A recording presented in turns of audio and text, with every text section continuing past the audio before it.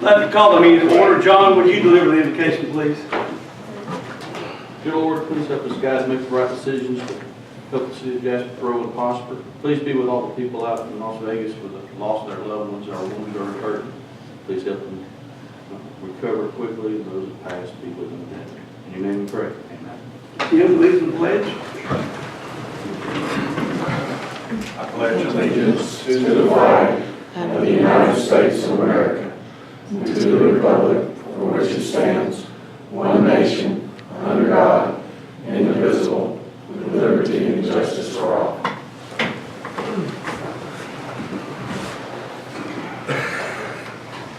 Is Bidwell here? Yeah. The guy with the white shirt and tie.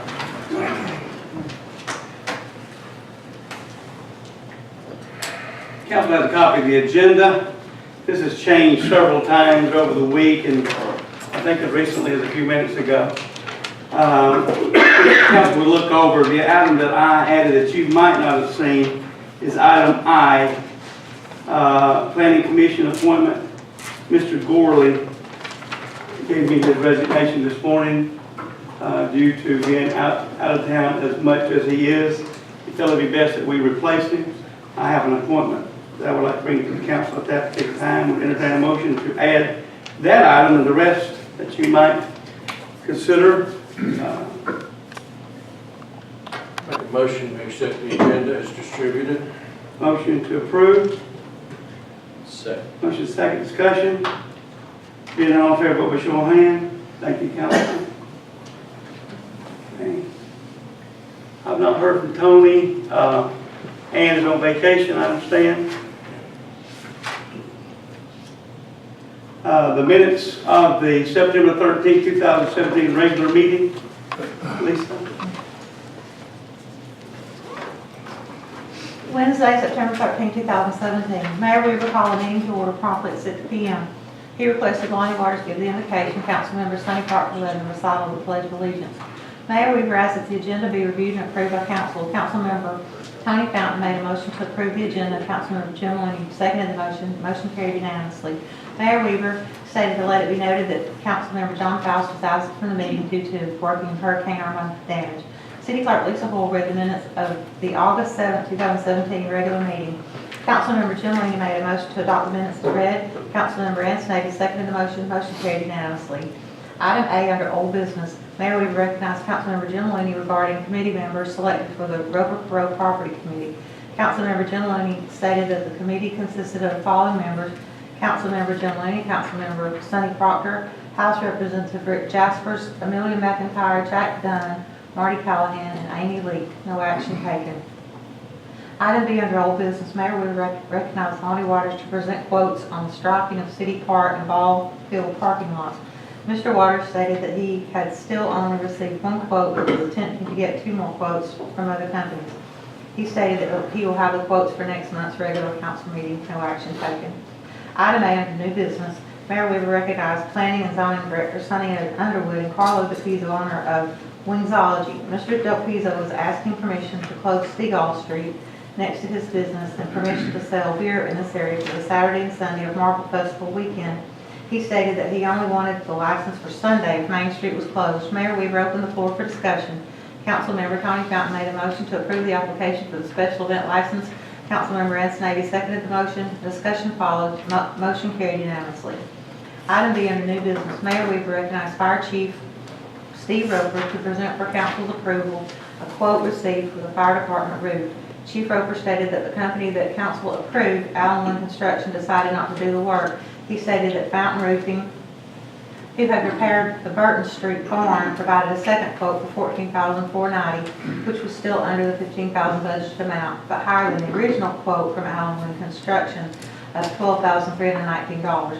Mayor Weaver entertained a motion. Councilmember Snave made a motion to accept the second low quote from Fountain Roofing at a cost of $14,490. Councilmember Sonny Proctor seconded the motion. Motion passed unanimously. Item C under new business. Mayor Weaver recognized Chief Roper to present for council's approval the need for a new fire engine. Chief Roper stated that the city could use a tag-on purchase with another city to lower the cost. He stated the cost of the engine would be $497 for $497,500 if purchased prior to November 1st, at which time the price would increase by 3%. He stated that additional cost to equip the truck would be approximately $75,000. Discussion followed. Mayor Wheeler stated that this item would be tabled until next regular meeting. No action taken. Item D under new business, Finance Director Lisa Hoyle recommended to council the proposed millage rate. She stated that in order that the city not have a tax increase, the millage rate must be lowered from 4.683 mils to 4.655 mils. She is asking permission to advertise the proposed millage rate of 4.655. Mayor Weaver called for a motion to advertise the millage rate at 4.655. Councilmember Jim Looney made such motion and Councilmember Sneve seconded the motion. Discussion followed. Motion passed unanimously. Item E under new business. Mayor Weaver recognized Councilmember Sneve to discuss actions of the Personnel Committee. Discussion followed. No action taken. Economic Developer Gerry Nechvatal gave a report to the city. Finance Director Lisa Hoyle gave a financial report for the month of August 2017. Lonnie Waters gave the Animal Control report for the month of August 2017. He also gave an update on the Woodbridge. Water and Sewer Superintendent David Hall gave a report on his department's reaction to Hurricane Irma. Chief Greg Lovell gave a report of police activities for the month of August 2017. Chief Steve Roper gave a report of fire activities for the month of August 2017. Being no other business to come before council, Councilmember Jim Looney made a motion to adjourn the meeting. Council is scheduled to convene next at the regular council meeting to be held October 2nd, 2017. Entertain a motion. Move that minutes be accepted as read. Motion to approve. Second. Motion is second. Discussion. Being none, all in favor, vote by show of hands. Thank you. John, will you out? You'll have to vote. I think that'd be plenty. Majority. Under old business, item A, Mr. Looney, the Roper Perrow property. You can also add / pool property. That's free property deal there. We have had to reschedule meetings. The latest reschedule is Wednesday the 4th at 2 o'clock. I keep looking at Lisa on that, make sure I got the time right. But because of the storm and people taking vacation while the schools were out, we just haven't been able to get everybody together until that date. So I'd like to have this continued as old business. Okay, be tabled. Item B, personnel policy and Snavy. She is not here. Do you have anything off this? No, we've not really done anything since last meeting. Item C, striping at city parks, Mr. Waters. And others, I think. Mayor and Council. Okay, I've got 2 quotes as far as the quotes on striping the parking lots of the duck pond and that ball field.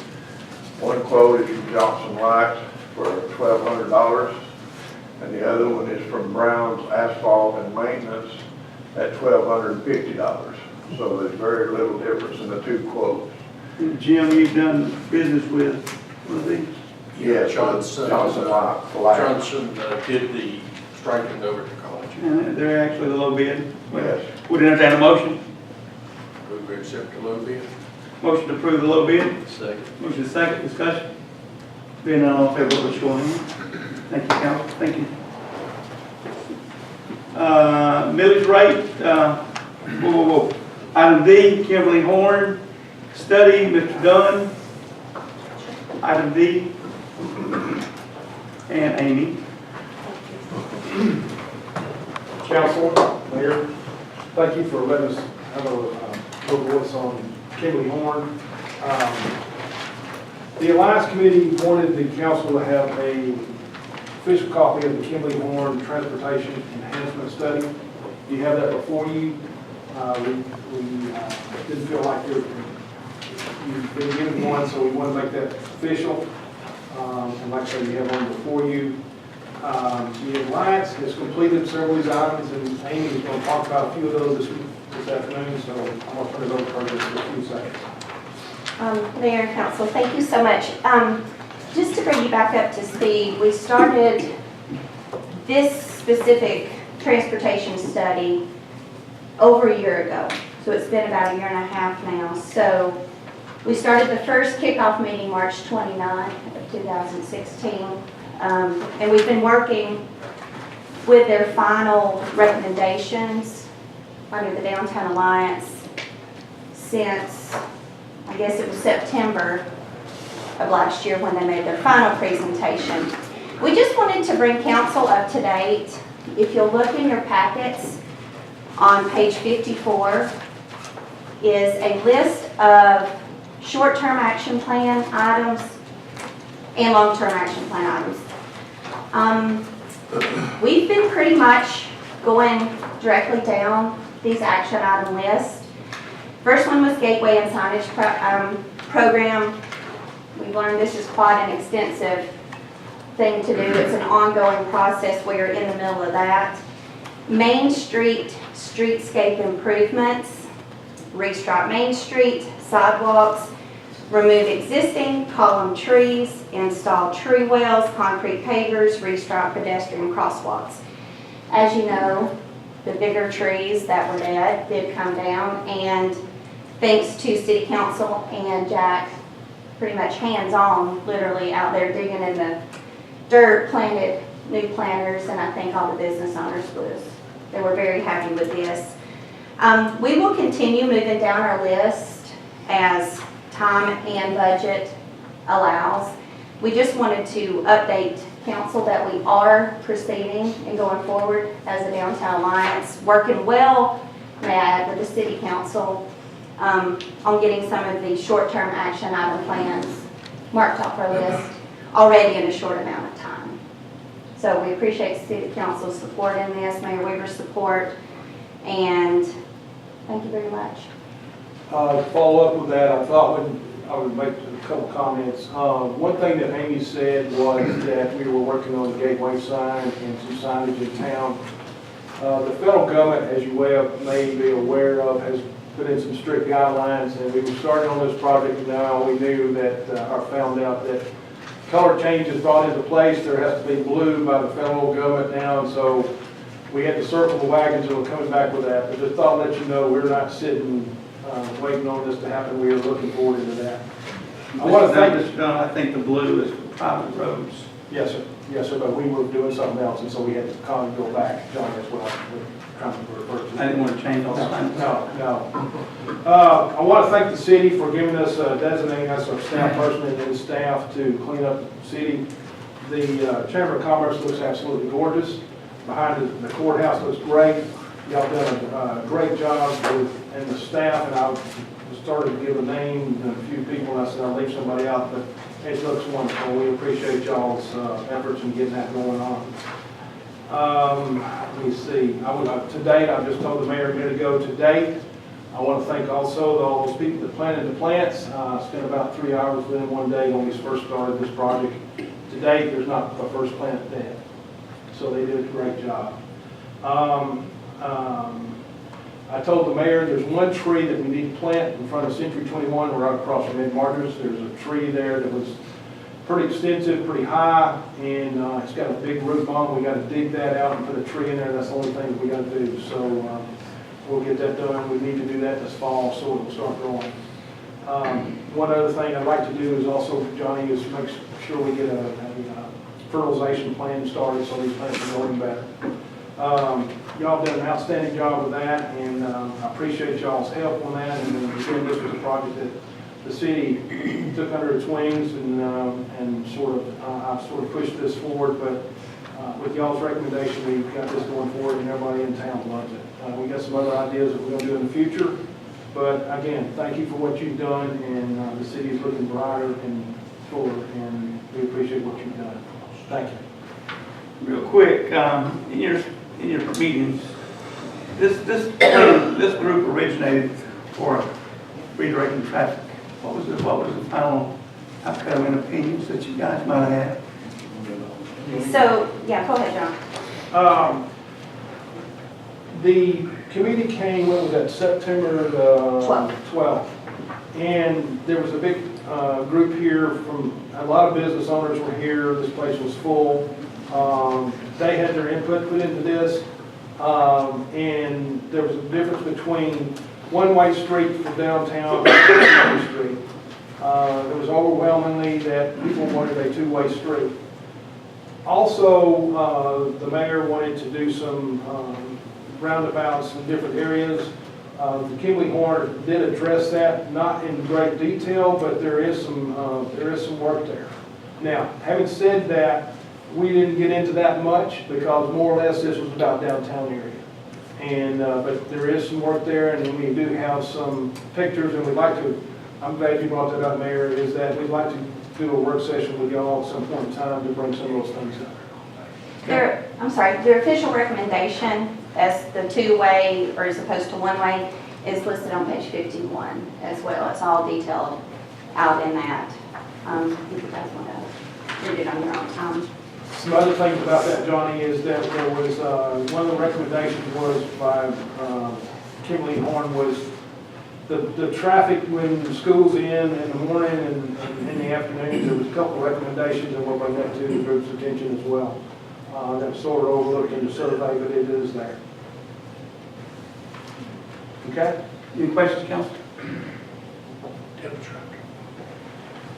Any questions from anybody else? Bill's reason to not free. I'm sorry. That's okay, that's okay. I just, again, thank y'all for working with us and taking this lead on this, and we're looking forward to the opportunity moving forward. Thank you, Mayor. Thank you. Thank you, council. I would like to have this put on the agenda for our next work session. I think there's some things in here that we can discuss short range, even include in the budget meetings this year. And We have a budget meeting Wednesday, you know. Wednesday. no, thank you for reminding me. What time? 6, I guess, unless y'all want to do it earlier.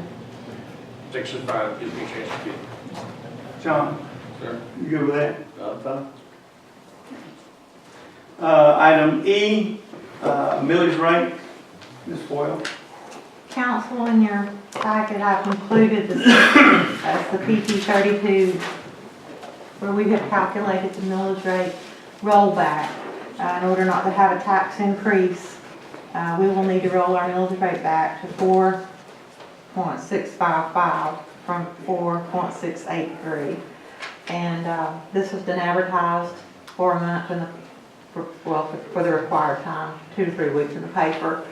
And we're asking tonight for approval for this millage rate for the tax season. I make a motion to set the millage rate of 4.655. Second. Second. Motion second, any discussion? Being all fair, vote with your own hand. You want a tax increase, son? No, sir. This is mine. Item F. Think about inflation. For the citizens or for the city? For all of us. Item F, fire engine. Talking about inflation. Yeah. Good evening, Mayor, Council. No, you're not gonna believe this, but I still wanna buy a fire truck. First got her though. I tried to slip it in, it didn't work. This is like double. Nothing's changed on my end as far as numbers and things like that. Lisa at the last minute this afternoon, thank God, was able to make some copies and put it in your folder of the leasing agreements and purchase price, interest rates. I believe you also have a copy of the interest savings versus longer financing. I believe, is that right, Lisa? You have a copy of all of it? It's in there. It looks like little amortization schedules, and I'll go look at them. Okay, council, I believe we're at near the drop dead date on this, if we're going to attach. If we're going to attach into a tag-on purchase for the city of Covington, and we want to avoid the cost increase of the engine overall, we have to make a decision before November 1st. And how much is it going to impact next year's budget? 0 next year.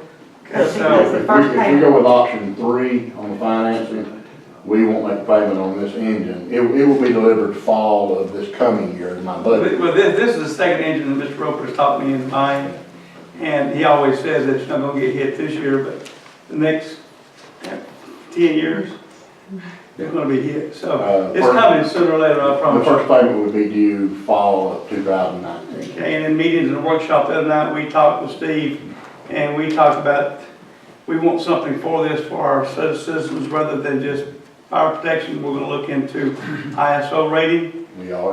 We're gonna look into what we have, and a lot of times we're afraid when we ask ISO what they think, because they might say we need this, this, and the other in order to maintain what we have. So we're gonna let Mr. Roper and his staff work on that. As the old saying goes, you have to be careful what you ask for, or you might just get it, you know. But we, as a matter of fact, I met with Vaughn this morning, we've already started talking about that, so. Steve, remind me, what's our ISO rating right We're now? class 5. 5. 25 years ago, we were class 7, 7, 5, 8. What were We went from an 8 to a 7, from a 7 to a 6, and from a 6 to a 5. And that entailed buying water cannons and everything we could add to the fleet over the years, and they kind of like these fire engines. They are fond of them, no doubt. Okay, with that, we're going to ask for a motion, council. Make a motion, we approve the purchase of a new fire engine as we've discussed and discussed and discussed. This time and one more make 2, right? Actually, 3. I need a second. I'll second that. Motion is second, any discussion? Didn't we have a 10-year plan, and last time we talked about that? Did we decide that we weren't gonna do that? well, that's something that's gonna have to be decided. Okay. I'm just looking at 10, 12, or 15. And that, towards, when you get to that piece of paper, it's got some highlights on it, my hand scribbling, interest. Sure these. It shows the interest savings in a 10-year versus a 12-year versus a Looks like 15-year. Which one do we want? Okay, gotcha. Well, I like the last payment. I like the 15-year payments list. 15 years is It's gonna last us that long. It's definitely the lower payment of the group. Lisa ran the numbers for us. You're talking about the difference between a 5-year and a 10-year, you're talking about $58,000 in interest. But if you go with a 10-year through like GMA or something, we'll have to make a payment on the truck before we have it. The financing options that Lisa and I looked at are the ones that allow us to defer the payment until 19. But there are options within though if we want to finance less, but obviously the payment goes up. The interest rate goes down, the payment goes up. And we discussed the other night, Jim, if you will, about the SPOS. I think this is a great candidate for a splosh when our current splosh ends in 3 years. And talking about financing right now, I don't think we have to make that decision this moment, do we, Lisa? Not this moment. Okay, good. We're just approving the purchase. And I sort of like, I like somewhere in between 15 and 10. But the finance committee can look at that. Explain the stuff you've written in here by hand, interest savings for 12 years. Yeah, the first one is, you're looking at the 10-year plan, and interest savings over the 12-year plan is $23,531. Okay. Interest savings of the 10-year over the 15-year plan is $58,710. And you're recommending the 10-year plan? No, I'm recommending the 12 or 15, So that would be an additional 58,000 to the over 15 overall? Yeah. years. That would be the interest that we would pay. Between But the two additional, plans. Additional between the 2 plans, yes. Well, if we do the splosh thing, Go ahead, if explain we do it. the splosh thing, we'll pay it off. In 3 years or 4 years to pay it off, and probably 5. Which would give us an option not to be in debt. That's it. Right. Exactly, that's always an option, assuming a splosh passed and you had the funds to work with you. You could pay that truck off, you could build a station, you could buy a ladder truck, you can. So we'd have you just lower- can't do personnel. We'd have lower payments and then pay it off early. And one thing, I don't know if I need to tell you this before you make a motion and vote. We got a motion second, you wanna mess up your? No, I don't want to know that, but the way this will need to We're back work, next week. Monday, talk about the it. mayor will need to be authorized to sign the purchase agreement sometime between obviously now and the first. Well, thank you for permission, that's my title. Okay. I don't know if that needs to be included or what, but that's what they will need the mayor's signature on the purchase agreement. Don't need a resolution. Any other discussion? Being none, all in favor, vote by show of hands. Thank you, Steve, and you can wipe the sweat. You beat us to death. Did I mention I own a helicopter? Better leave where you can. Think about it. Station. Lovell was back here thinking about what he needs. The thing about this, I just Steve been spent all telling this me, money we've been paying his other fire truck off for the last 15 for the years. last 15 years, yes. I finally got it. Thank you, gentlemen. Thanks, Steve. New business, Jasper Merchants Association request, Haley. You practiced the other night, you were really good at it. Yes, I did. Good evening. Thank you for having me. I originally came to speak to you about the green space on Halloween night. However, due to a conflict of interest with party time, they will not be able to do it. And as of this moment, I have nobody to man it. So I guess we will withdraw our request.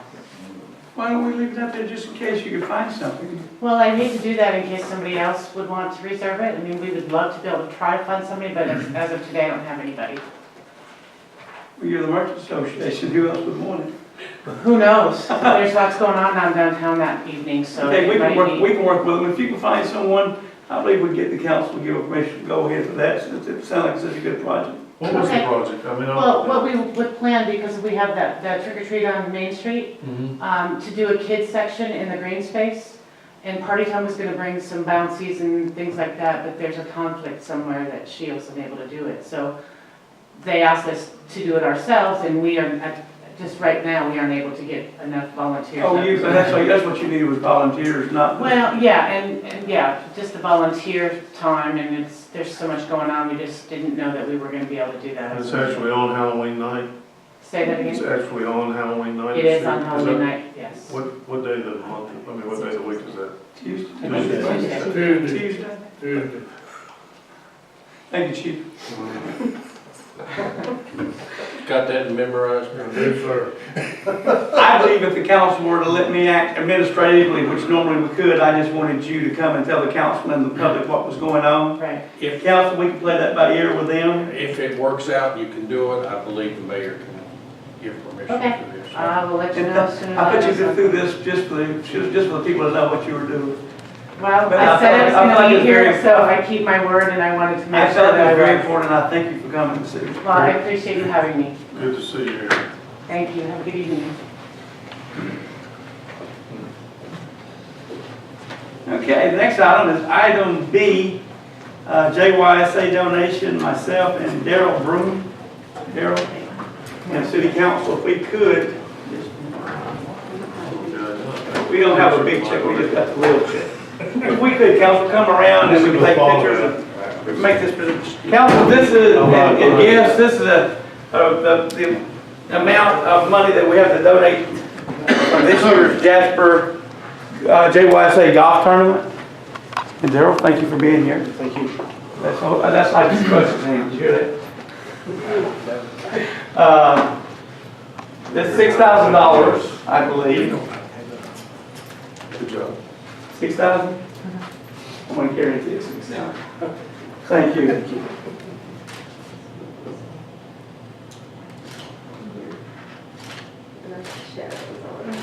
Thank you.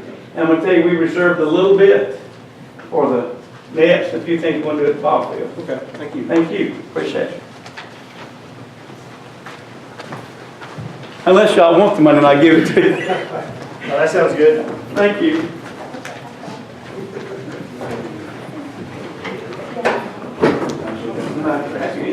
Nope, you just got the lunch chair. I'm gonna bring you one in. No, you're not. You watch one, you watch me. You may not believe this, but it's item C. Group health insurance. Matt, I apologize for missing you earlier. The sun was in my eye. I hear you. Good evening, Mayor and Council. Thank you for having me here. I was at the workshop last week, and it was expressed to me some of the issues for you guys in terms of setting the budget and what we could do to try to make that a little bit easier for you. I did put in a request to your all's health plan, which is Blue Cross Blue Shield, about two items. One, I asked them if they would provide early guidance on next April's renewal. And number two, I asked them if it'd be possible for us to change that renewal date to go along with your fiscal year. So that going forward, we won't have budgetary issues trying to look at the numbers and so forth. So they're not sure about the change on the fiscal year. She said she's going to have to get back to me. This was late Thursday when I talked to her. And as for the guidance on the renewal, she said she'd have something to me, be about 10 days. But I know this, but she warned me. She said, we gave guidance to a similar size city last year. And she said, what happened is at the last minute, a risk develops under the account, and the early guidance goes right out the window, because we here at the city, our annual premiums are right around $800,000. Paid claims last year were right around $800,000. And the insurance companies try to keep that in terms of administrative margin there at about 10 to 15%, which means if you're going to have $800,000 in claims, they're wanting to collect about $900,000 in premium to help offset their expenses and have a risk margin in there. So when they look at our claims, and our claims for the April 1 renewal are going to be determined on paid claims through December of this year.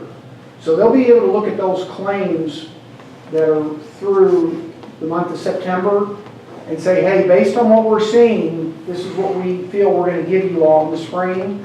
But then if we end up with a poor month of October, November, and or December, it would change that whole guidance. So I asked her what's the worst and best scenario, and because of your all size, y'all are in that under 100 market, you're more than 50 and less than 100, they do put you onto a block pool. So any groups that are in this 50 to 100 life segment, they do kind of get an average rate and then adjust with claims. But she said that the margin is anywhere from no change, but the cap that they put on a worst case scenario is 60%. And just, don't choke. Last year, we had 38.5% out the door, and without doing anything, we got them to go to 28%. And we did take you guys to market, and we had, we're limited in terms of what we can see because of your size, and it ended up that Blue Cross was the best option. We will get, no matter what, we will get your all's April 1 renewal. If Blue Cross can't change to January 1, we will get your April 1 renewal the last week of January. Once we receive the renewal, it then allows us to go to market, because in that size group, nobody will even talk to us until they know what the renewal is, and we will have solid numbers back to you guys by mid-February. And as I discussed last week, there's only 5 other insurance plans outside of your current carrier who will write insurance in this size market. And 3 of them with these others require us to get an individual health statement from every employee in order to even give us a cost. So that means that we have to sit the employees down, we have to have an individual health statement filled out, and none of they used to sit there and I could say take a Blue Cross statement, have somebody fill it out, and I could give it to Cigna. They won't do that anymore. They make you put it on their letterhead. So in order for us to go to every possible market, we have to have every one of those carriers have their form signed. 2 of the companies don't require statements. They actually will do a pharmacy scan, which is actually pretty doggone efficient. But those are the constraints that, you know, we need to work around taking you guys to market. There's one other sixth item I did not mention, and I don't recommend it, but it's an option that's out there that I can explain to you at the time. But you all could look at a self-insured option. They call them partially self-insured, where you could literally buy $20,000 or $25,000 deductible on every employee, buy the reinsurance, and then you all pay the claims on the smaller amounts. And so it is something that we can explore. Items like that typically work out well unless you get somebody who has a significant, large, ongoing claim. And I can explain more of it to you, you know, as we get to it. But those are really our options moving forward. But right now, I'm asking Blue Cross for early guidance, and two, asking if it's possible for us to move to a January 1 renewal date. Questions, Council? So I watched the video of the meeting the other night, and you mentioned that for groups under 100, they're not required to give us our claims data. They're not required to give us what we call usable claim data. They have to give us a paid loss ratio, Okay. but they don't have to give us usable data. So there's no way that we can get our claim data? There is, Blue Cross is not legally required to give it to us, and if I begged and pleaded for them, I don't think they would give it to me. I really don't. I had them by chance accidentally give me a small county's insurance, and that was only because it was in the ACCG pool. But no, categorically speaking, unless somebody at Blue Cross makes a mistake, they will not provide it to us. So if we were to self-insure, wouldn't we need that claim data? If you were to self-insure your self-insured carrier, you would actually create it and have it. But what would happen if we went self-insured, they're going to give us a questionnaire asking us, do we have anybody with these serious conditions, you know, transplant, heart attack, recent, cancers ongoing, and then we would answer the question truthfully. We'd probably do a questionnaire to each employee, and then the reinsurers would then come and give us a quote on a, usually on a group this size, probably a $20,000 or $25,000 deductible, and they base the rate on that. But then going forward, we would have our claims data because it's our plan. And so it's, all that's private, it's private, it's not, even though we would have the data, we wouldn't know who's got the problem. Actually, what would happen if we did go down that route, we would advise the city to create a privacy officer. And that would be the only person here at the city who could look at the data, and we would coach them in terms of what they could share and what they could not share. So that way, an employee would be completely protected in terms of any medications they're taking or any treatment. The employee here at the city would be well coached by me, and so everything would remain confidential. It would have to. Questions, Council? Plenty of them. Lots of. How much, if we do get the questionnaires and do all that, what kind of savings are you expecting if we did that? If we go that route? It's not a question of savings, because the insurance plans are they're going to give you proposals back based upon what they think you're going to have in claims in the upcoming 12 months. And what most of them do is, like, if you sit there and you tell them you're a diabetic taking insulin, they'll sit there and say, okay, typical diabetic on insulin spends $7,500 a year. If you've got MS, you're on the XYZ medication, they know that medicine's $2,000 a month. They're going to put a price on it. And what they do is they take all the known risk, and they have these matrix that puts the cost to it, and then they'll actually build what they think your claims are going to be. And then generally speaking, about a third of your premiums will go for just us being people, going to the doctor for the sniffles, for having babies, just the run-of-the-mill items.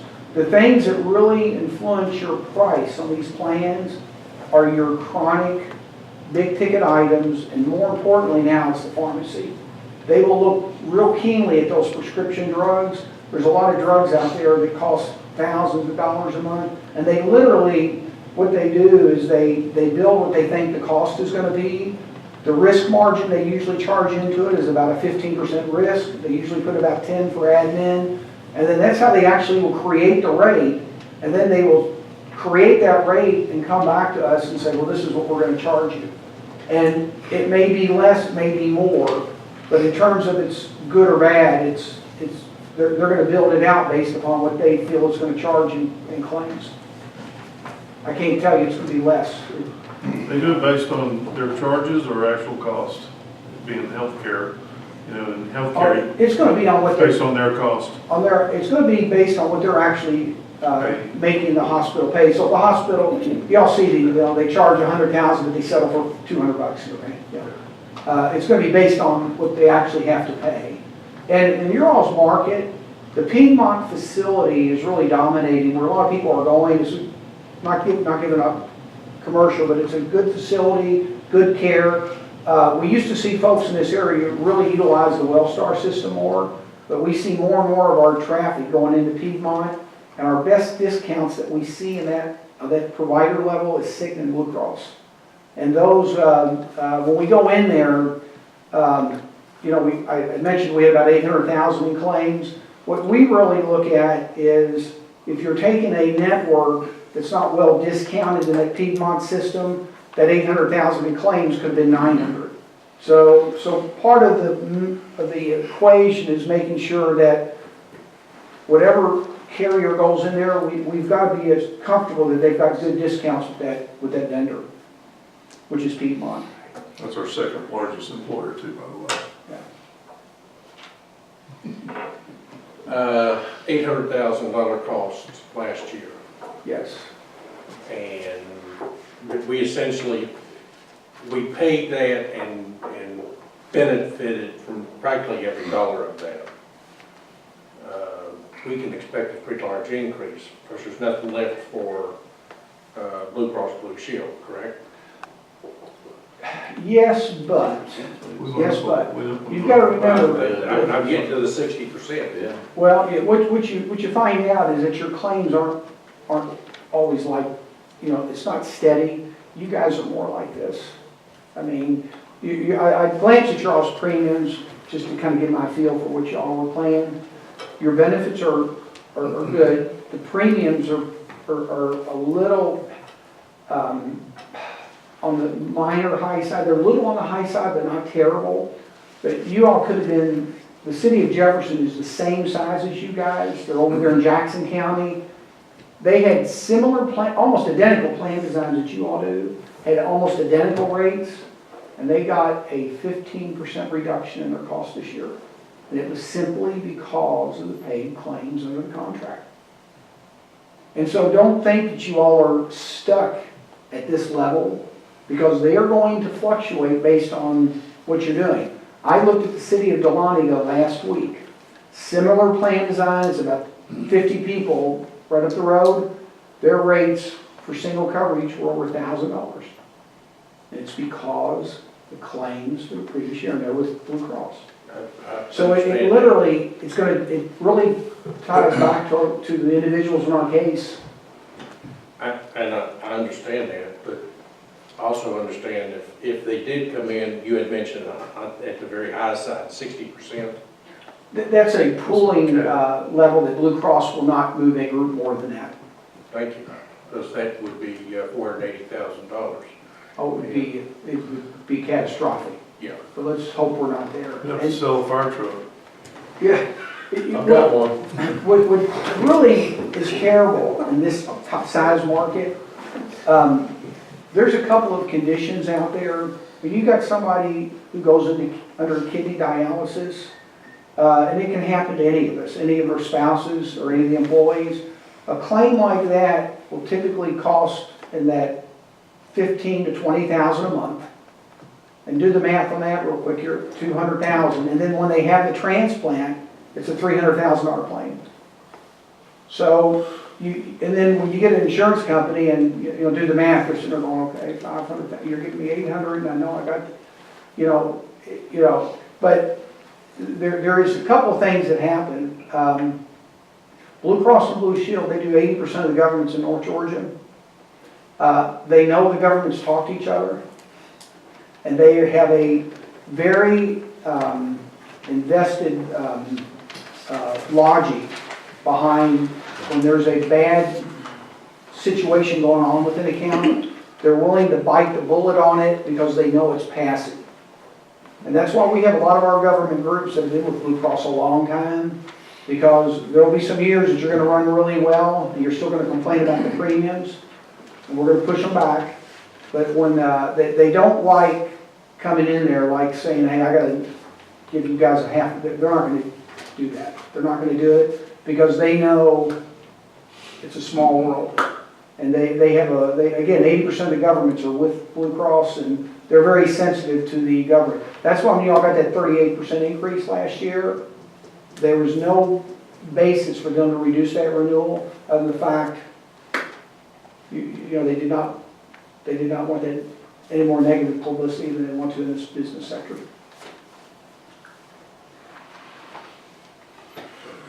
Great to talk bad about them. Okay, thank you. I'm sitting here knowing that there's a budget meeting Wednesday night, and some hard things got to go on.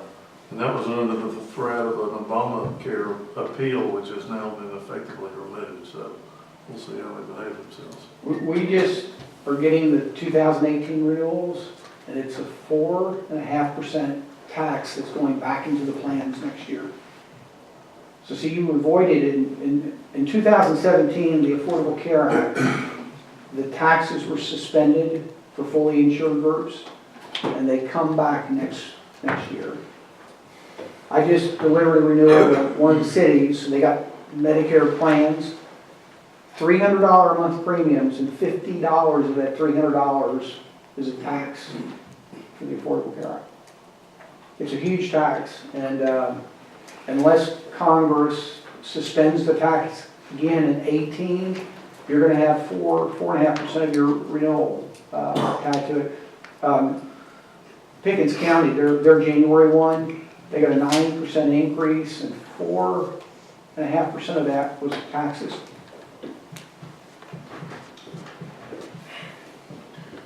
Stay on them and try to get us a January. I think that makes sense. What is it, January? Renewal date. Renewal, thank you. Yeah, I think that's going to be very important to us. Yeah, it'll happen. And there's some risk there too, I think. Yeah. John, any more questions? No, I'm just trying to figure out what we need to figure out, worst case. At our workshop, we discussed several things, and I compared what's happening to the insurance as the next energy crisis, or the energy crisis substitute that happened back in 06, 07. We were hiring employees, and the reason Jackie's complimented the city, I've hired a heck of employees lately to do those jobs everybody's been wanting us to do. We're going to have to pay the piper because these people have to be insured. But we couldn't mow the grass, and we couldn't take care of the plants with 3 people a half. So we stepped it up. Somebody might take all the credit, but it's the numbers. I had to throw that in. But the great energy crisis, we have to lay these people off because we can't afford to pay their insurance. People don't have jobs, we can't make house payments, you have the downturn just like we did in 06, 07. It's just my feeling on it. But on the backside, the insurance companies are making 15 to 30%, and that's going in their stockholders' pockets. That's when we start addressing that's when we can maybe turn this thing around, because they're making money hands and fists. Not on us. But there's plenty of people that are managing their claims out on the other side. Just in case we have a good year. Any other questions? We'll be calling you Monday or Tuesday night, Wednesday night, from here on in. Thank you, Matt. Thank you so much. Got nice evening. And I assure these gentlemen and these ladies that you earn your keep with us. I can say that. Thank you so much. I think that's terrible to be talking about city tax exemption, Lisa, item E.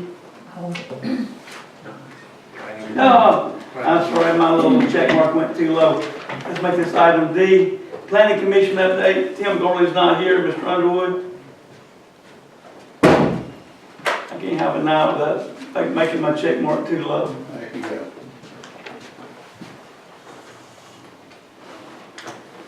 Mr. Mayor, council, on 9/27, we had a planning commission meeting to address the request made by Lonnie and Gerry Waters to annex their property on 515 into the city of Jasper.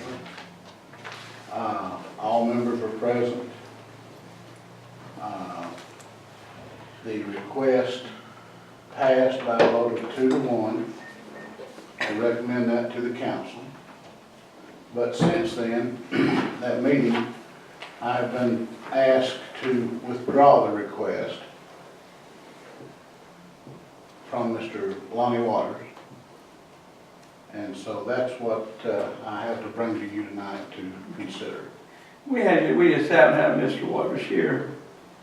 And I'd like to recognize Mr. Waters, if you would stand as a citizen of Jasper and Pickens County mainly, and explain to this council and to this group that's here tonight why you are withdrawing your request.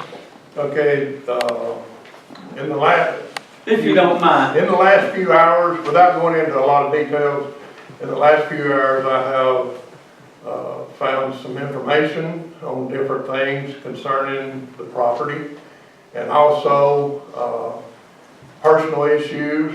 My brother's having sickness and he's at Piedmont Hospital with his father-in-law. We haven't been able to discuss certain things. He's been down there over a week. And due to everything involved, we just feel like it's better to go ahead and ask for the withdrawal of this application from the city of Jasper. We do plan on, in the future, reapplying and going through this process again. I have talked to the prospective buyers. They have agreed with me as far as the withdrawal and is willing to work with me once we get things straightened out and the situations that I'm dealing with right now corrected. Okay, for our guests and our council and anyone who's interested, is that by Mr. Waters withdrawing his request before the city council acts on it, if he'd acted in favor of it, it would have been in the city. And if he'd had issues, may I continue this on a little bit? If he had annexed it in and could not do the development issues that he wanted to do for his ingress, egress, etc., he would have been sitting there paying city taxes with property that would not need to be paying city taxes. And once they come into the city, you would be recognized as a little different from the county taxes. And to not sound so cavalier, you're saving yourself a lot of money. But that's the thing we discussed today. But he does have the opportunity, if he can answer the questions about ingress, egress, and work with people who are surrounded, that this could come back and be a successful annexation. Yes. Because I'd like to say that this mayor and council in the past has never seen an annexation we didn't like. So thank you, Lonnie, and thank you for your consideration, and thank you for your understanding and turning in your action at this time. So with that, council, I think we need no action. I've been asked to give y'all some information on building on 515 by Councilman Looney. So you want to do it at this time instead of add you at the mayor's report? Go ahead. At this time, we have rolling tire on 515. We have Appalachian Gun and Pawn and shooting range on 515. New construction. New construction. Mr. George Goodman's building a spec building on 515. Mr. Tim Childers has just completed his building just off of 515 where he has moved his concrete business. Sunrise Veterinary Hospital has just opened down off 515 up behind Sackett's. Other commercial buildings that we have going on in the city, and they're not necessarily on 515, but Luke Copeland on Pine Street has a large metal building. Luke Copeland has done remodeling on the old Napa building up here in the middle of town. In fact, they're still working on that. The Windsor Lodge Assisted Living with 88 beds is being built over on a property up behind, Eagles. The AutoZone. The AutoZone, Burger King, yeah, Eagles. yeah, I'm sorry. And Post office. we've already done 2 small remodels at the Kroger store. Say that again. We did 2 remodels at the Kroger store. They've now put in that deal over there, some of you modern folks may know about, where you can call them and call your groceries in and just go by over there and pick it up. That's like the deal back here in Andy Griffin. Yes, they're having that. And in town, we have only 2 homes under construction right now. But Piedmont Hospital has 4 commercial build-outs going down there right now in their offices. McNeil is remodeling the old Blue Rodeo. Dr. Yada has just finished a very nice building on Highway 53 over here. And 8 new townhomes in the city of Jasper. And a Marco's Pizza is coming into the city of Jasper. They're over there working on the building, getting it ready right now. Which building? In Vince Shopping Center. Questions, council? Thank you for that. Good, I think so. Now, item E, city tax exemptions, senior tax exemptions, I believe we call it, isn't it? Yeah, well, it's homestead exemption. We currently and have had a homestead exemption of $3,000, and then homestead exemption for citizens 65 and over of $4,000. And we are recommending tonight that council approve this for this tax season as well. Entertain a motion. We continue the current homestead tax exemptions into 2018 tax year. Second. Motion is second. Any discussion? Being none, all in favor, show of hands. Thank you, council. And wastewater, item F, wastewater plant expansion, and you think local can spend money? Wilbur Jr. right here. I've taught him well. Big Daddy. Well, even Mayor and Council, it's almost got time to where we'll have to make a decision. We allowed Mr. Turnseed to do all of his studies and stuff on the wastewater plant expansion, which will allow the wastewater plant to go from an 800,000 gallon a day flow to a 1.56 MGD flow, the gallon a day, 1,560,000 a day flow. At the workshop the other night, we talked about the changing of the discharge point from Polecat Creek at the wastewater treatment plant to Long Swamp Creek because of the flow of those 2 streams. Polecat being a very small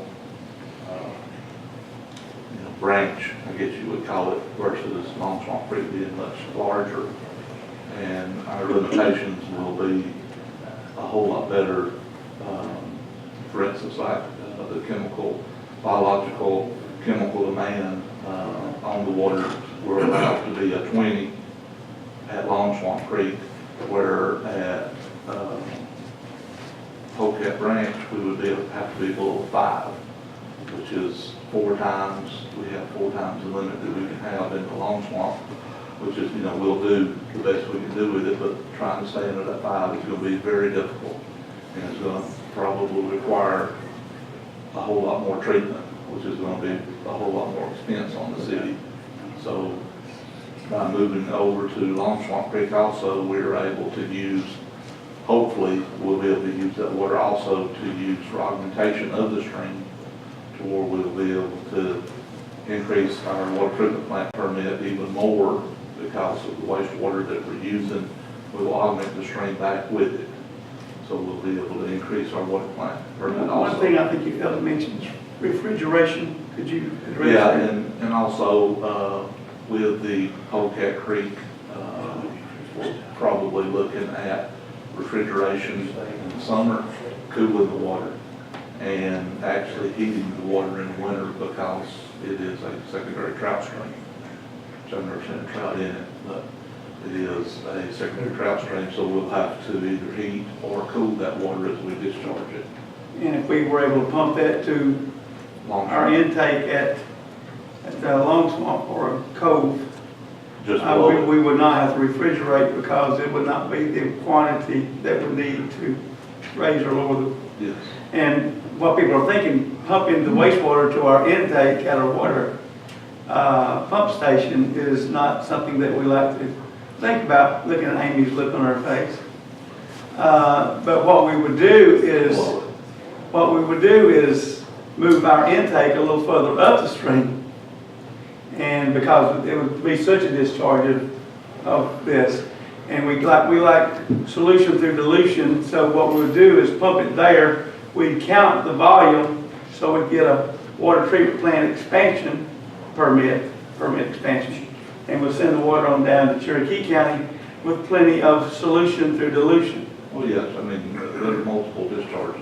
Cherokee's gonna get it anyway. Yes. Yeah, I mean, they're already treating water that has gone through many towns and municipalities before it gets to them. And we basically Benton Tree has a little bit of treatment plant capabilities, and the rest of it would be septic runoff and whatever that we get in our creek. We treat it like it's wastewater anyway. The only one we have, I would imagine, would be Sharp Top. Benton Tree has a little bit of wastewater, don't it? Just a little bit off the golf course, but use most of it on the golf course. Okay. Sharp Top has a Creek facility. Yes, but it's a permit above us, that's the only one. Okay, lead us down the road to cost and what we're going to do for that cost. I guess we'll need to get the term sheet and set up another workshop where the council can attend and know exactly what it is that we're doing. And hopefully we will be able to take this from an $8 million project that we had a few years ago down to a $4 million project. The city doing a lot of the stuff that was on that list of the $8 million ourselves in-house, and just being able to keep that down hopefully to around a $4 million project, especially without having to buy the heat exchange or the chillers or whatever to heat or cool the water. But we should be able to, take that. So it was just, I just want to sort of give y'all an update to let y'all know that basically everything's done.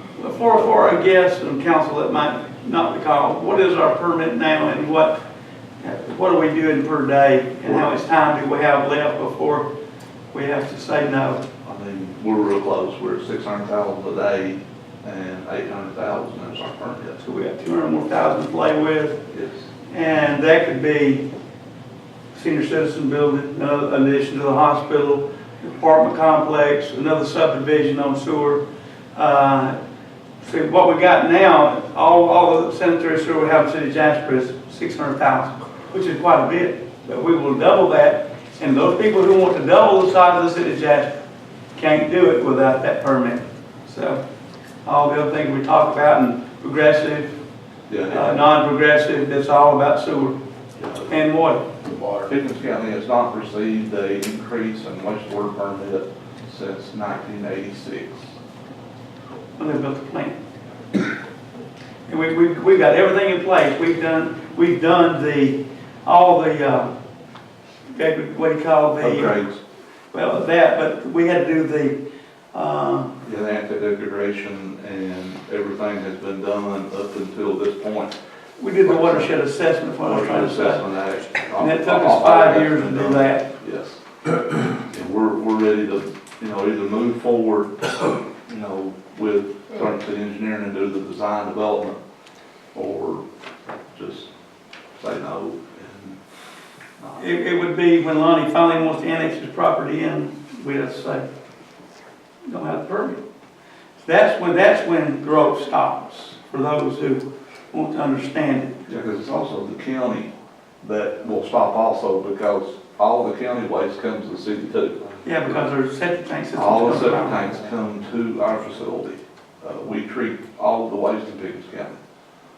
That's not just what comes through the line. That's We give them a heck of a coming deal to keep the rates down for everybody. Yes, we have, the city has been gracious. Yeah, I mean, a lot of towns, they're up to about, it's gonna cost you $700 to get your septic tank pumped. And we have to start looking for revenue soon, that's what we would do. Yes. Hopefully not. Yes. Because people, you know what people don't do? They don't pump their septic tank. Breaks. And it all comes down through a creek anyway. But council, I believe David, he's worse than Steve, is he's not gonna quit until we finally have the workshop. And we have to take action to spend, right, we're going at 8, but we're gonna try to cut this in half. Would you explain Yes, that? I've seen on the design development, a lot of the stuff that we can work in as the future, progresses. We can do a lot of it in-house, and then a lot of it we can just wait until we actually need it. So that's where we think we can trim that down to 4. The action we need tonight is to approve a contract for Ben to... Approve either a contract or a workshop. Contract that he didn't give any figures on it, did he? I think we need a workshop with Ben one more time, and we can do it right here, we have nothing to hide. Yeah, just allow the mayor or whoever to set up a meeting or a workshop for council to let, we don't know exactly, this is gonna help the water and the sewer be able to do this. If we do this, this is gonna help both sides move forward. The contract would consist of what? The design development of the actual treatment facility. Which would be a considerable amount of money. Yeah, I need for the council to hear that right out of Ben's mouth. And, if you will, would you mind, and we'll get action to set up a workshop with Mr. Turnipseed and entertain a motion to that? I'll make a motion. Motion to set up a workshop with Turnipseed Engineering. I'll make a motion. You just did. Yeah, but You do that in advance. let me say it. I'll make a motion that we'll set up a workshop with Ben Turnipseed Engineers and give the mayor permission to set up the date and the time. Need a second? I'll second that. Motion is second. Any discussion? Being none, all in favor, vote by show of hands. David, if you will briefly talk about Whitestone. Okay, we have the numbers here from Whitestone, myself, John Klein, the mayor, and Turnipseed, and Lisa all met earlier in the week, maybe it was last week, on Whitestone, the mines, and we got the flows and stuff from the Emery Marble mines in Whitestone. And from these flows here, it looks like it would be worth going after just with these flows that they're saying that they're pumping down just to operate. But it would definitely be worth it if there is a lot of storage in these mines. Did they give you the pump down to operate? You didn't call them. The actual numbers, yeah, they're looking at about, here's a average month of 730,000. Here's an average month of 937,655. Here's an average of 1,173,010. And those numbers would be attached to the rainfall events. We worry about August, September, and October more than any other months, and December. Yes. Yeah, they were, and these are the flows just for them to operate. We don't, what the mayor has John checking into now is how much storage do they have? So we're asking Mr. Klein to get us blueprints, correct? I spoke with him today, and he's working on that. We have nothing yet. Okay, so we're still looking at this as not only, with these numbers, not only a backup source, but a primary source. A daily, being able to actually use this on a daily basis. We could have billions of gallons of water in storage. Yes. And we could actually pump that to future off-stream reservoirs such as our mines, such as, I don't think Grandview wants to be part of it, but we can pump water to Grandview, we can pump water to Twin Mountain Lakes. There's several larger lakes around the community, Jones Lake, Simmons Lake, that we could actually pump water if we could take that water when we need it and pump it for our treatment facility. So there's a potential partnership with a lot of the reservoirs around the community. And most of these, some of these, not only Grandview has dam issues, but I think Twin Mountain Lake has issues. You want me to talk about Grandview? Talk about Grandview. Okay, and Mr. Turnstead also made the mayor aware of a permit that has been obtained in our service delivery area. I don't know exactly how it was obtained without city input, but it was 330,000 gallons a day can be withdrawn by Pickens County Water Authority. But with this permit, the mayor actually got what he had been looking to get out of Grandview Lake for 25 years, which is a 7Q10, which means that Grandview Lake, every day that they operate this treatment facility at 330,000 gallons a day, they're going to have to discharge a flow out of the dam, and that flow goes anywhere from 2 million gallons a day to 500,000 gallons a day. And in the recent past, every time it got dry, Grandview didn't discharge a gallon. Well, if they go through with this permit, they will discharge a minimum of 500,000 gallons a day, every day regardless. So that is a benefit for the city. So I'm in agreement with the mayor, let them build it. Is that a state permit? Yes. Yes, they attained it from the state. Grandview will truly become a reservoir for the city of Jasper and Pickens County government. Yes, I have a copy of the special conditions here if anybody wants them. It goes from 3.07 cubic feet per second in April to down to 0.76 in September, but even at 0.76, that's still 500,000 gallons a day. So. And Ben's their engineer too, correct? Yes. But the neat part about this, mentioned earlier, if we were to tap into the Whitestone water source, and this is all happening to Grandview, I think they would welcome our hard water from Whitestone. Well, there's something that will happen in the future by just common sense. What Grandview wants is a full pool of water, so that they can enjoy their lake, and they have not been able to do that for several years now. And won't be able to when I start that plan. Yeah, but when that starts, they're going to look like it'll be fluctuating like a yo-yo. Yeah, in April, they have to discharge 2 million gallons a day. That's a lot. For, 80 acre lake. Yes. That's all I got. David, thank you, sir, and we'll set that queue. We'll get with me tomorrow, and we'll see if we can get Mr. Turner. Okay.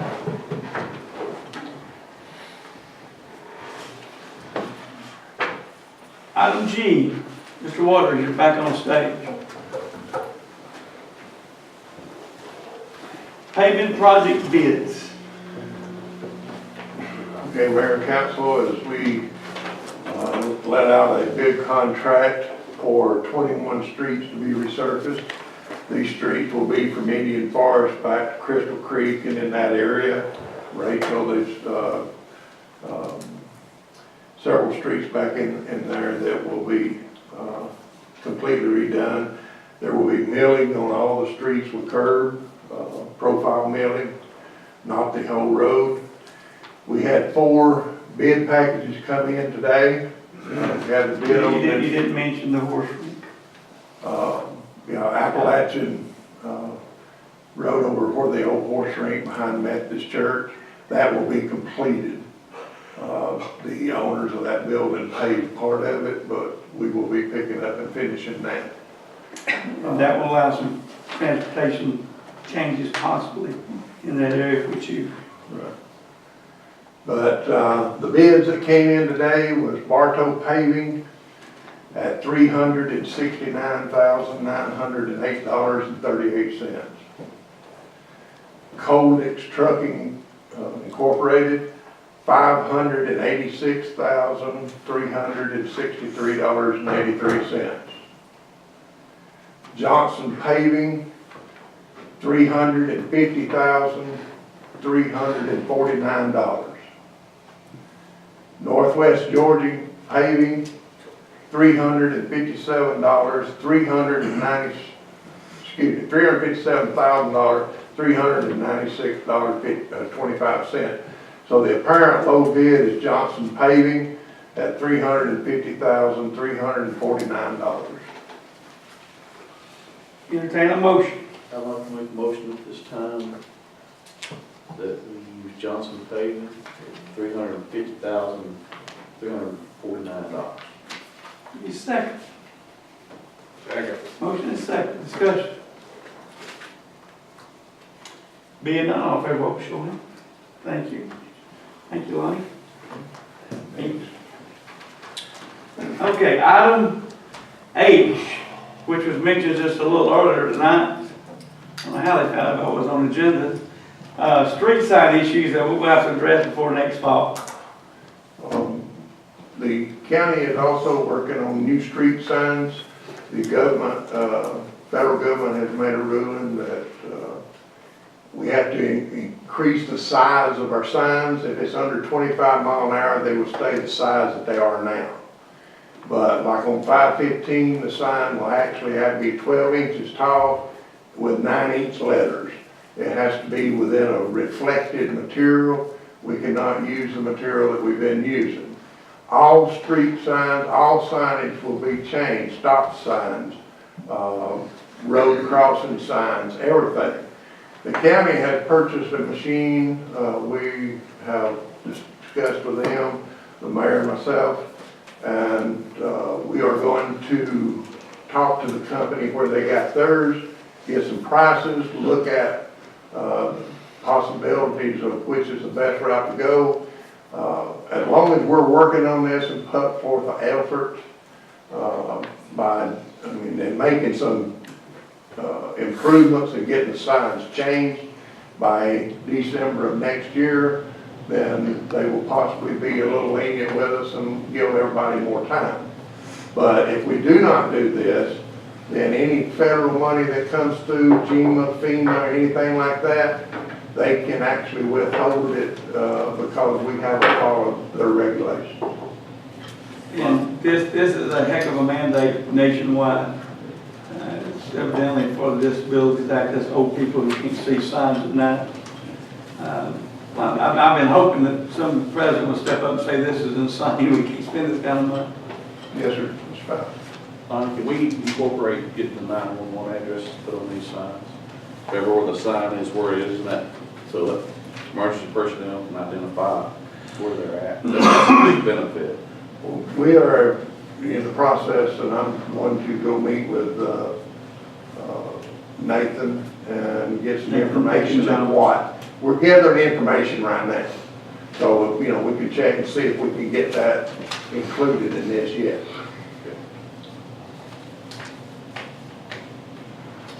What we're going to do is Wednesday, one of the things we want to talk about is how much this is going to cost. We're only going to have these numbers for us hopefully by Wednesday. But we wanted to give you a heads up. This is going to be old business next month. And we don't want to vote on it. We just need the council to be aware. Okay. Thank you. Thank you, Lonnie. And I do like the idea of John putting those numbers on those signs, which are pretty neat. Well, If we can incorporate it. The thing about these signs, these are much larger. The signs we have now, the same mounts. If a person wants one, about 3 wiggles, you own a street sign in the city of Jasper, and those things are very expensive. We've lost a lot of signs over the years. When I saw the cost of these, I was kind of worried about the ability to hang on to them. So we got to figure out a way to attach, anchor, that they won't be able to readily take. I didn't realize we're going to have to do stop signs also. Yeah. Everything, every sign. Sounds like sign. Hey, you've been busy in the federal government. We just got to make the progress. We just talked about it. All right, thank you. All right, Item I, Planning Commission appointment. Tim Ghorley sent me an email this morning regretting his resignation, but he did resign. And I searched around and thought around who would be able and willing to do this. And believe this or not, I called a gentleman by the name of Luke Copeland. And he said, yeah, I'll do it. And so I would like to bring his name. He actually owns property. And I told him, I said, Luke, when you're dealing on your property, you'll have to resign yourself from those efforts. And he assured me that he would, and he will. But I think Luke, with his investments in Jasper, Pickens County would be a great administrator, because a lot of times I want to hold him more accountable than anyone else. Entertain a motion to accept Mr. Luke Copeland as member of the Planning Commission. So moved. Got a motion?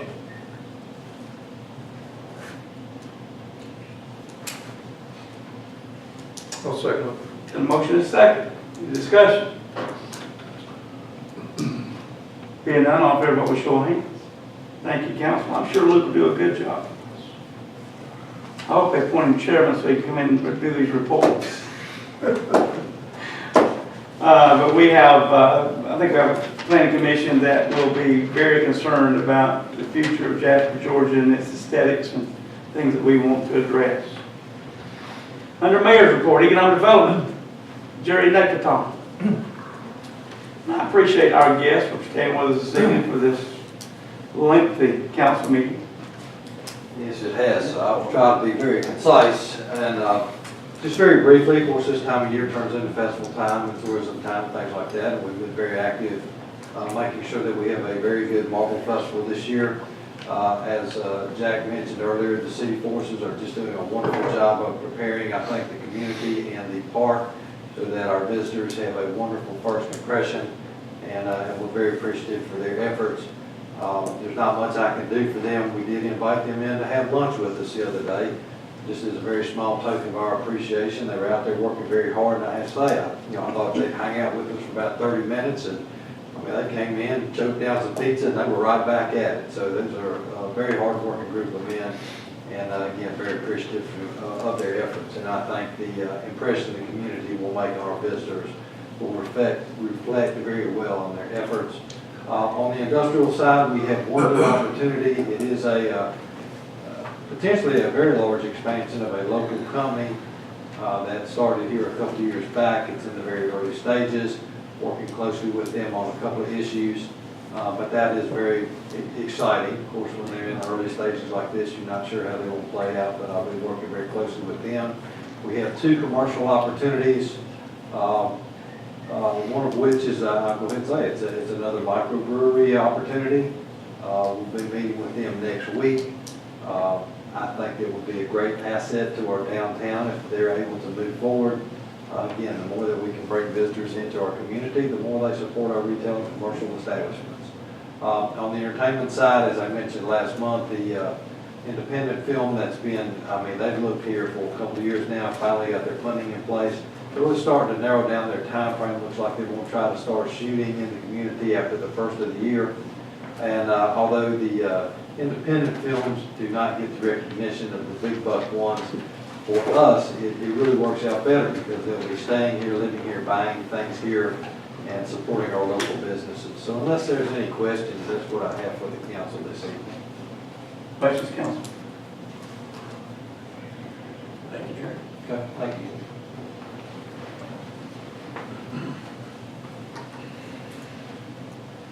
Finance report, Lisa. Council, in your packet, you'll find the finance report for September of 17. General fund, we collected $97,718 in local option sales tax. Year to date, $854,964 compared to $788,233 at this time last year. At this time, general fund is under its budget, and then all departments and expenditures. The SPOS money, we collected $76,045 First, and for year-to-date, that's $665,337. At this time, in the bank, we have $546,815 with $44,000 committed for the Woodbridge payment. We've not paid that yet. Water fund, we're below budget, and we've got expenditures there. And that's about all I had to say. Unless y'all have questions. Questions, council? Thank you. Lonnie, I think we've already had the road, but we'll take the other. Council, if you'll notice, this no longer says, I gotta bring this up. Lonnie asked me today, said, could we do away with the animal report? Because we have very little animal issues and all the other roads and things. So we have changed the official name of Mr. Lonnie's report to roads and other. Other could be a dog. I actually have one more business that needs some action. Okay. It wasn't on the agenda. I have been asked, you have a map in front of you. I have been asked to, by the county and also the landowners, Mr. Bill and Connie Rowland, that Liberty Industrial Boulevard right off Harmony School, the yellow that you see outlined is city property. We already have those properties annexed in. The red line between the two yellow lines is Liberty Liberty Industrial, excuse me. And the county, I have a letter here from the county asking us to annex that street into the city of Jasper. And there's no cost to the city? No cost whatsoever. Before we thought there would be, but it's not. It's going to be clear up some paperwork for us. Right. And it's kind of odd, Lisa, that we're bringing Bill, we're bringing this in the mayor's report. It's not an agenda item, but the county would like to have this cleared up. Is there any way we could bring this onto the floor? Okay, with that request and attorney approval, we would like to recognize this under the roads report to accept the name of the road, Liberty Industrial. Liberty Industrial, which has been in the city for years, and this is cleanup. So, the motion would be the road contiguous with property zoned into the city. Yeah, Making a gift, not the whole thing. Not the whole thing, just the road that should be, ties everything together. And it's something that fell through the crack, I recall years ago, it should have already been taken care of. And with that, it'll be responsible for the city to pave it because it is a city street, that is city property all around. An expensive stop sign on it too. Exactly, and a street sign. Make a motion that the city annex Liberty Industrial Boulevard. Boy, somebody's got better eyesight than I got. Industrial Lane, excuse me, on the property contiguous with the Did he say annexation or take ownership? take ownership, excuse me. Deed of equity. Yeah. Deed of equity. Okay. Deed of equity on the property contiguous with city Okay. property. Need a second? City annex property. Second. Second. Motion second, any discussion? Being none, all in favor, vote so in. Thank you, council. Thank you, Lonnie, for clearing that up. They would have really been upset if we left. Thank you. You don't, hey, Lonnie, you don't have one thing to say about animal control? No comment. Geese are pretty flying over, I tell you that. Police report, Chief. Good evening, Mayor and Council. The City of Jasper Police Department for the month of September responded to 1,141 calls from the 911 Center. Responded to 57 motor vehicle accidents. Issued a total of 168 citations for the following: 3 for DUI, 119 for speeding, 4 seatbelt, 5 shoplifting, 1 reckless driving, 3 uninsured motorists, 30 miscellaneous violations, 3 suspended or revoked. Georgia State Patrol issued a total of 47 for grand total city court 215. Total of 20 state warrants were taken for the following: 1 strong arm robbery felony, 1 theft by shoplifting misdemeanor, 1 burning of woods, brush fields, and other land felony, 2 criminal trespass misdemeanor, 2 criminal attempts felony, 3 reckless conduct misdemeanor, 1 obstruction, 1 false statement felony, 1 possession of methamphetamine felony, 1 theft by taking misdemeanor, 1 entering an auto felony, 1 harassment phone call misdemeanor, 1 simple assault, family violence misdemeanor, 1 aggravated stalking, felony, 1 obstruction, hindering a 911 call misdemeanor, and 1 count of false imprisonment felony. Miscellaneous calls responded to 61 alarm calls, 22 disorderly calls, 53 harassment calls, 3 trespassing or loitering, 118 suspicious activity, 37 domestics, and investigated 3 burglaries. Questions, council? And that's not as bad as our brothers to the south of us, is it? In sisters. Not yet. Any questions, council? And we can attribute a lot of that to the fact that you hit 911 and call in any. I still feel like we're pretty safe. Chief Roper.